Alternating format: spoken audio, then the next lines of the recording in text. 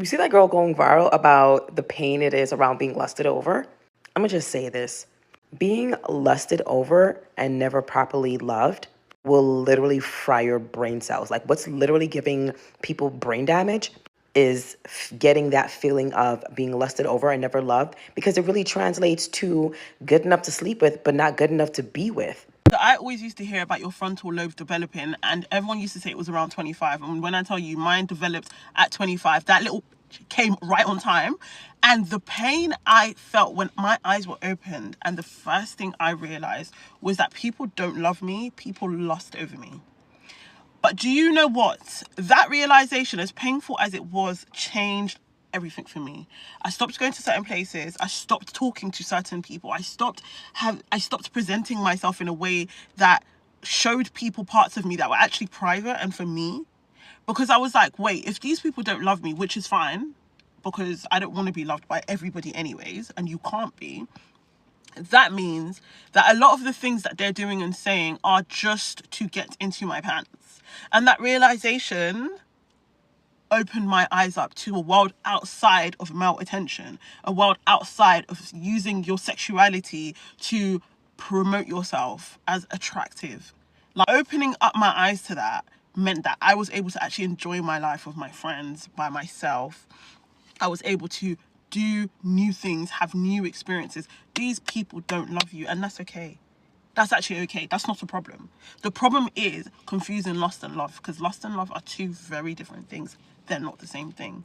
And when you start to notice the differences, you can even smell lust. Like, I feel like I'm being hunted. I feel like I'm in a spiritual realm. It's different now. It's not the same. That frontal lobe hit me like a ton of bricks. It hurt at first, but I'm so grateful for the realization. I feel like if we actually realize that we are being lusted over instead of actually loved, then half of our relationships wouldn't have been so sour. I always had this thought in the back of my mind, like, he just only wants to be with me because it looks good for him. He doesn't really want to know me or know anything about me or know my background or whatever the case may be. It's just, it looks good for him. And I really feel like I experienced that a lot in college because I was really active on campus and on social media. So I felt like I was very lusted over instead of people actually trying to get to know me and spend time with me. And that actually sucks, and it does fry your brain because you don't know, you can't differentiate the difference sometimes, because somebody could come in with all good intentions and you think that they have such good intentions because they saying the right thing, but in the back of their head they're just trying to crack. You get what I'm saying? Like, they just want to crack and get the moving. And that's why I've been so turned off with the dating scene lately, especially here in Atlanta, because I feel like everyone's just after lust. Just lust. Once you realize lustful men lust after literally everything, you see how dangerous that is.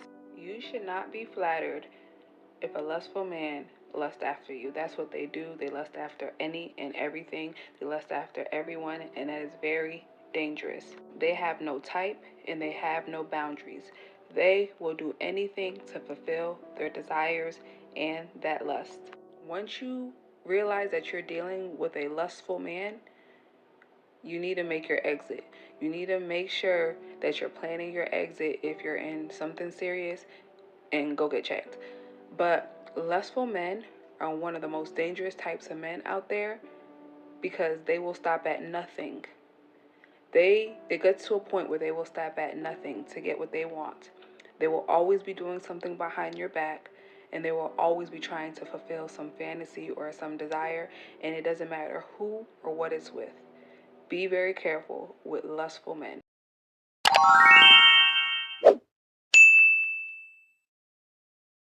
It's really important to be able to differentiate whether it's love or whether it's lust. Ladies, these are some of the things I'm going to pray that you pay attention to. How long does he take to make a move? If it's love, he will be hesitant. He does not even want to hold your hand. He is not going in for a kiss. He don't even want to look at you funny. He doesn't want to touch you inappropriately or rush in in case it implodes. He takes his time. Now, if it's lust, he can't wait to get his hands all over you. He reaching for titties. He reaching for ass. He reaching for thighs. He touching the back of your leg, the back of your back. Everything. Conversation. If it's love, if it's deep interest, he's not even going to talk about sex. Is he thinking about it? Hell yeah.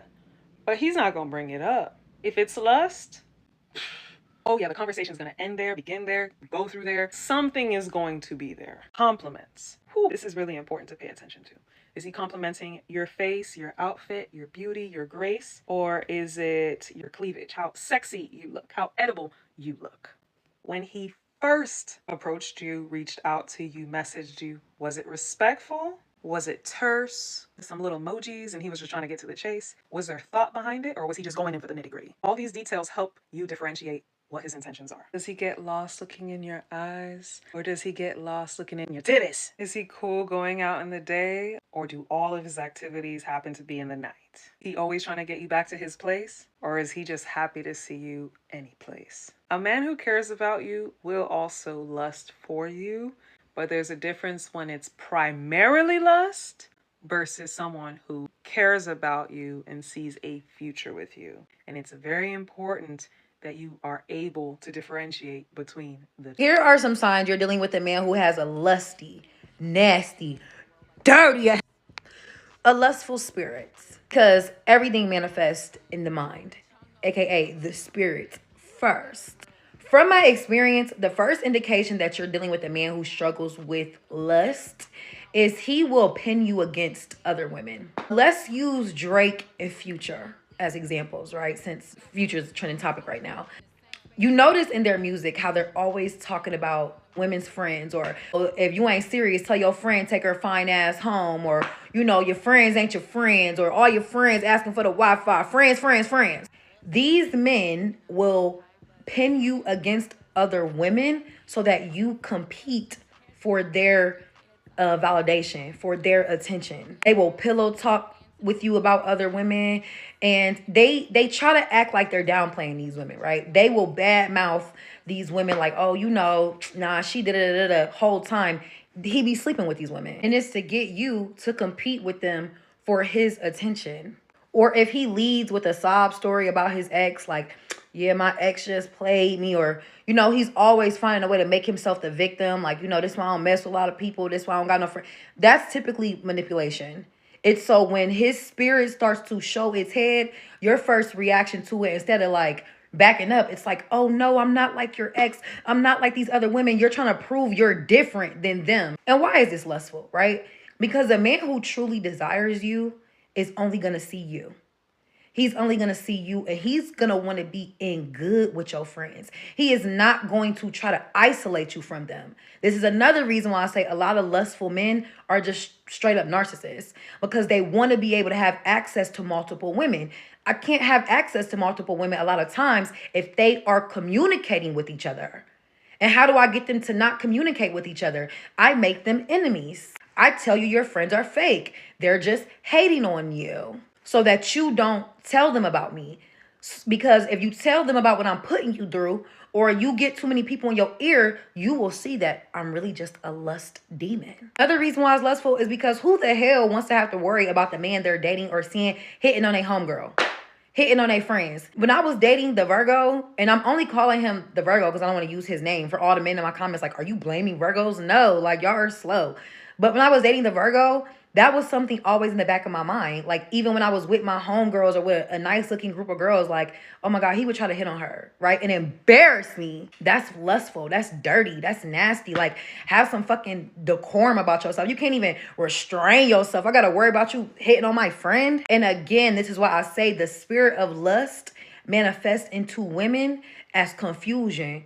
And being confused about where you stand with a person will have your ass out here insecure. Another sign you're dealing with a man who struggles with lust is you only feel safe in his presence.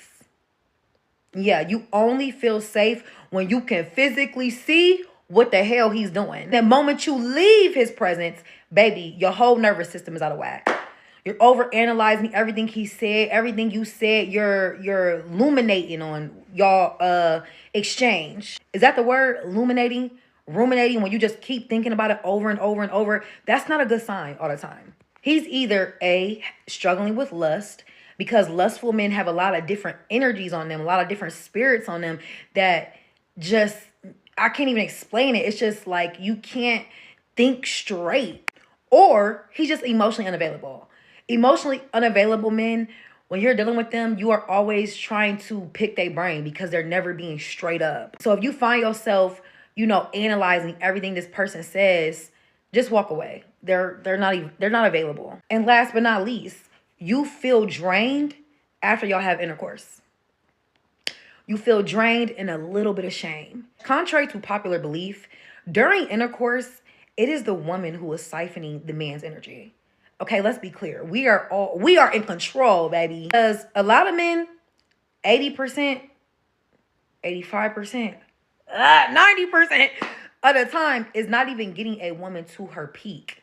She's not even hitting her peak. So we're not being siphoned. And I'm going to say this might be another video. I'm a firm believer that if a man cannot get you to your peak, he's not meant to. Do not be trying to get yourself there, because then he takes your energy and now you wondering why you attached to this man. If he can't get you there, he ain't supposed to get you there, okay? But during intercourse with a man, you should leave feeling energized, feeling up, feeling excited, feeling ready to conquer the day. When you're sleeping with a man who struggles with lust, oh baby, it's not peaceful, because he's really messing up your sacral chakra. Right? And the sacral is where your confidence is. It's where your creation is, where your sexual energy is. So if you are sleeping with a man who truly loves you and desires you, he will like just open that chakra up, and you energize and you want to create, you want to go make some art. But if he is dealing with the spirit of lust, you will feel depleted. You will feel tired. You will feel drained. You will feel confused, and you'll feel a lick of shame. And like I said, be careful dealing with these type of men, especially if you are a high priestess. If you are a boss in this world, if you are a woman with higher ranking, right? Just, yourself, you confident, because these type of men do the devil's work. I'm telling you, they come into your life just to cause confusion, just to cause chaos. 7 ways to know that your attraction to someone is more sexual and not love. Number 1 is when normally either of you go out and you still want attention from other people, but when you're with that person, you also just need their attention, and you're mad if you don't get their attention, but you still want others. Number 2 is you get into an argument with them, and you quite literally, it just takes a little bit of time to move on with absolutely no real solution. Neither of you change your ways, you just kind of get over it. Number 3 is you've never had that chat. You've never had to have that talk, or you've never felt like you could have that talk about moving from that situation or that part that you're in to being exclusive or to dating. You're just stuck in that in between, and you don't feel comfortable to even have that chat.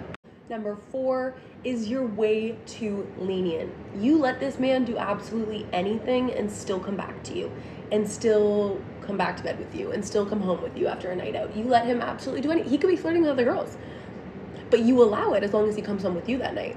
Number 5, you're not included into his weekend plans or his plans with his friends. He's not included into yours. Your circles don't collide. Normally when you're fully invested in someone or you're getting into a relationship, you collide your circles. Your friends collide. You get into that circle because you are immersing yourselves into each other's lives.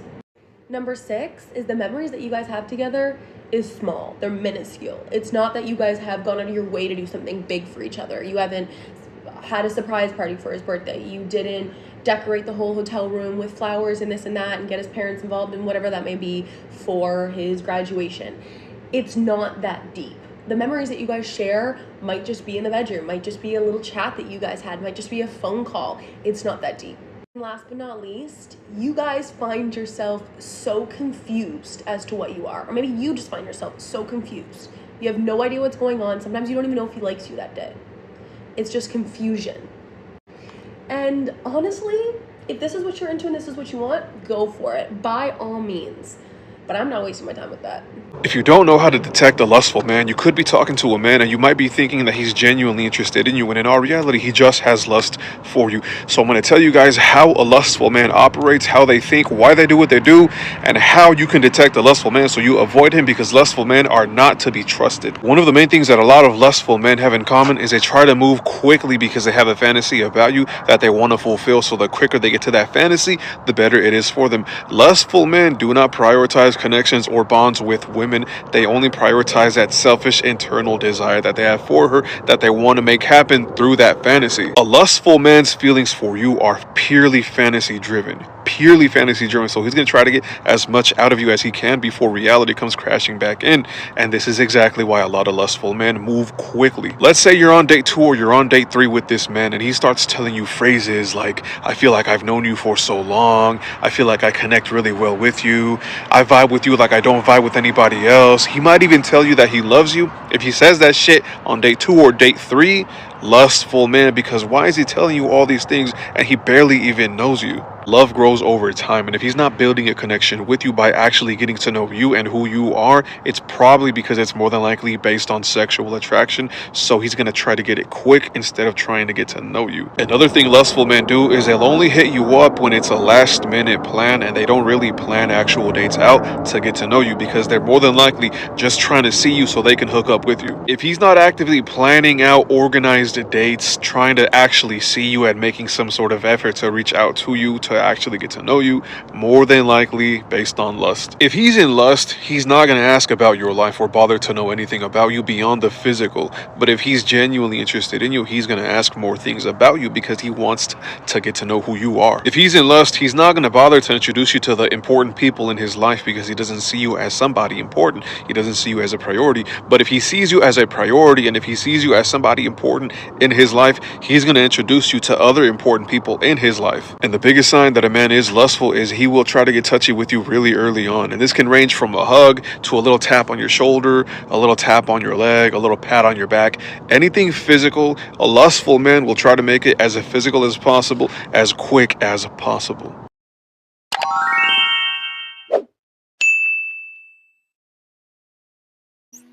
Men do not love you. Okay? So stop thinking that they do. They tolerate you. They lust you. That's it.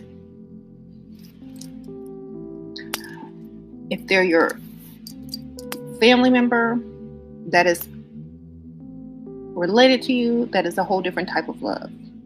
But I'm speaking about relationship wise.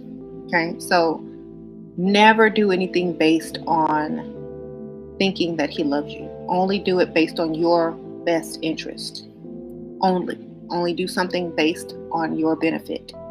Don't do it, oh, but he loves me. Don't do it for that reason, because you're going to get fooled every single time. So love is not words. Love is action, baby. If he loved you, why do you need stuff? Oh my God, all these men lust over me. Nobody loves me. Boo-hoo. Is it the worst thing in the world? Yes, it is. It sucks. But we tend to forget how powerful we are when we are lusted over as women. Yes, we want the relationship. Yes, we want love and trust.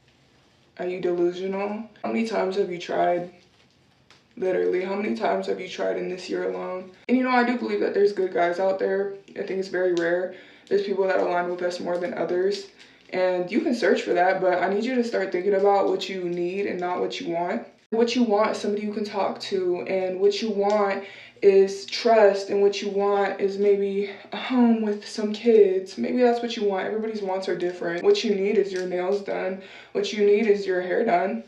What you need is a tire change. Men also love to feel needed. It's like a real thing. They like being, I wouldn't say used, but needed. You're very powerful when you're lusted after because they want something. Even when you give it up, you still have the power to be lusted over. You just have to play the game, and that's a whole other video. Don't get all sad or depressed on me, girl. You're very powerful. Don't forget your power. First of all, when you're dating a man, they don't love you. Get that in your mind right now. Just let me help you. They don't love you, okay? They don't love you. They are in lust with you. If you use the lust to drag the money out the wallet, you win. Stop trying to fall in love. Just don't do it. None of them little broke men are going to be out there trying to get down on one knee. You see more women on their knees these days proposing than you do men. Stop. Okay? Just get their money. That's all you got to do. They love you. They're going to give you all their money. And they ain't going to let you stop taking their money. They love you. That's how you know they love you. When they won't allow you to stop taking their money. When they say, I want to give you a good life. I want to marry you. I want you to have my last name. I want to buy you a house. I want to buy you a car. I want you to stay home. I don't want you to work. Then they love you. Everything else is lust. Don't fall for it. Okay? If you fall for it, you dumb. And that's your fault. You can't be mad at the man anymore because I just told you.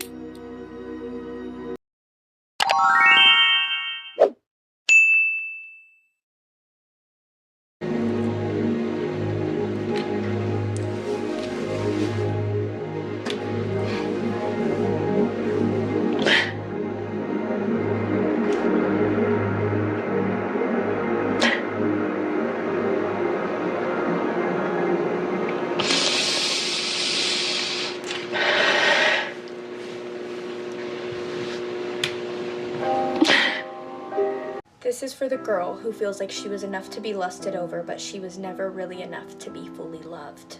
Maybe there have been some people in the past who have just wanted to get to know you emotionally or get to know your heart so that they could get something physical from you. And I want you to know that Jesus gave up his body not so he could get yours, but so that he could gain your heart. So that he could get to know you more, so that he could be your friend. Jesus didn't love you or pursue you or chase you down because of what you could give him. Because in fact, you could give him nothing. He did it because he just loves how you are. He loves how you look at life. He loves how you notice the sunsets and the light glistening off the water. He loves how you think and you reason, and he loves how you talk and how you sing. He loves your voice. He loves everything about you. And while he knows he made your appearance beautiful, that is the least interesting thing about you to him. And maybe the version of love you've experienced has been so closely tied to the physical that you get frustrated that you can't see him visibly. But I think the fact that you can't see him in the physical right now shows us that love is not a lustful glance. It's not something he wants to take from you. Love was him sacrificing all of himself for your heart. And I think if he was standing here right now talking to you, knowing that you felt this way, he would say, "Oh, my daughter, I never meant for you to be an object of someone else's lust. You are so much more than that. Your soul was made to carry love. I demonstrated how to love you, and that was through sacrifice. That was through sacrifice, knowing I wouldn't get anything in return. And so if they are not modeling their love for you after me, then they do not deserve you. If they are only lusting after you in order to get something in return, then they are not of me, because I never intended for you to have to carry the weight of being someone else's object of lust." I think he would say you are beautiful, and you are loved, and you are worth far more than that. So in conclusion, I am so sorry if you've had to know what it feels like to be lusted after. Jesus Christ did not die for you because he was okay with someone else pushing your boundaries and using you for their own pleasure. He did it to show you that your heart was worth dying for. Lust looks like love until it's time to sacrifice something. Look at lust, I want you. Look at love, I want you. Look at lust, you so beautiful. Look at love, you so beautiful. Look at lust, please give me you. Look at love, please give me you. Look at lust, you gotta give me something to get you good. Because lust wants you as long as it don't cost you nothing. But love says, I'm willing to go exceedingly and abundantly. I'm willing to sacrifice. If you want to know if people really love you, see what it cost them to be around you. And some of y'all mad that certain situations and certain relationships didn't work out. Baby, why you crying? It ain't your fault they couldn't afford it. The sacrifice was too much. Being in my life meaning certain places you can't go no more, certain people you can't be around no more, certain stuff you can't do no more. Man, you got me out here doing all that. Yep, because I'm worth it. And if I was worth it to you, you would make If you're going to be in my life, it requires a sacrifice. Lust is so easy. It's the truth. It's easy to have somebody there. Somebody to sleep with, somebody to talk to, somebody to fill in each car ride from point A to point B. Lust is convenient. But there's a reason why it never satisfies you. Lust is like junk food. It's satisfying for the moment. It was quick, it was easy, and it tasted pretty good. But then comes the stomach ache, the malnourishment, and it always leaves you wishing you would have just cooked. The thing about lust is it tries to trick you into looking like love. But lust always looks like love until it's time to sacrifice something. I want to encourage you to wait for the godly love. The one who knows how to pray for you, who knows how to run to God when things go wrong, who in an argument mid-conversation in their mind asks God to help lead and guide their tongue. There's a love out there that wants to genuinely love you for who you are, and that honors loving you because of whose you are.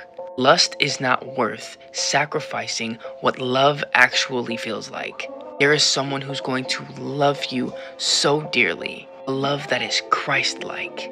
Lust will tell you that you're not looking for anything serious, but your heart knows at the end of the day, love is what you really want. Someone that's not going anywhere, someone that shows up for you even when it's hard. The kind of love that doesn't make you feel like you always have to stand on guard. God has a love for you that will make you laugh, like that giggle that you love to do. One that's embarrassing around people you're not used to. You deserve to be covered in prayer and in love. For someone to actually be with you, not because they enjoy just you, but they love the purpose that God has in your life. Their purpose will align with yours. They'll challenge you in ways you've never been challenged before. Naturally, you'll hold each other accountable, and both of you will have no choice but to grow because it's a kingdom love. And kingdom says, I love you for who you are, but I honor you for whose you are. It's a type of teamwork that lust will never be able to mimic. The Jesus love is well worth the wait.